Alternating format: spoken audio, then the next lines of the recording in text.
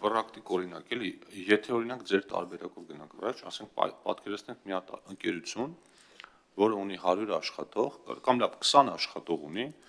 այդ 20-ից 15-ը հիպոթեկային վարկով արդեն հետ վերադարձ են ստանում։ Այսինքն իրենց վճարած ամբողջ եկամտահարկի չափով իրանք պետությունից մի անգամ հետ են ստանում այդ գումարը։ Հիմա եթե մենք աջակցություն ենք տալիս աշխատողին, ստացվում որ աշխատողին իր վճարած եկամտահարկի կրկնակի չափով պետությունը պիտի անձամբ իրան փոխհատուցի, որովհետև պետ գործընկերներից այդ վիճակագրությունը մի անգամ խնդրել ենք, հիպոթեկի գծով հետ վերադարձների մեջ, եթե տեսակարար կշռով նայում ենք, ամենամեծ կշիռը հենց IT ոլորտը ունի, ու եթե չեմ սխալվում, 25-ից 30, այսինքն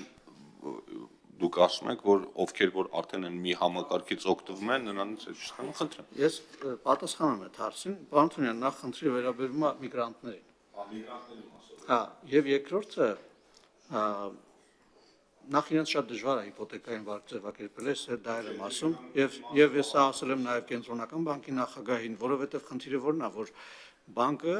ռիսկ է տեսնում։ Ասում է, եթե ես հիմա այս մասնագետին տամ հիպոթեկային վարկ, վաղ ինքը որոշի, որ գնում է Հայաստանից, տեղի քաղաքացի չի, այստեղ ըստ էության իմ գործիքակազմը ավելի թույլ է։ Ինչ եմ անելու ես այդ բնակարանի հետ, այսինքն ռիսկ է իր համար հավելյալ։ Իսկ մենք նաև գիտեք, որ մեծ հաշվով բանկային ոլորտը այնպես չի, որ կարող ռիսկերի համահունչ ասենք տոկոսներ բարձրացնի, որովհետև կարգավորվող ոլորտ է, եւ իրենք շատ մեծ դժվարություններ ունեն հիպոթեկային վարկի ձեռքբերման հետ կապված։ Բայց երկրորդ հարցը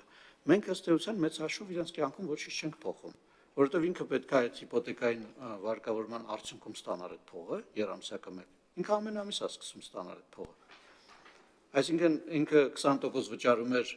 եւ այդ 20%-ը ենթադրենք ամբողջությամբ հետ էր ստանում, հիմա վճարել 10%, 10%-ը որպես աշխատավարձ է ստանալու, հետո իրեն 10%-ը հետ է ստանալու։ Այսինքն մեծ հաշվով ըստ էության գումարների տեղերն են ընդհանրապես փոխվում։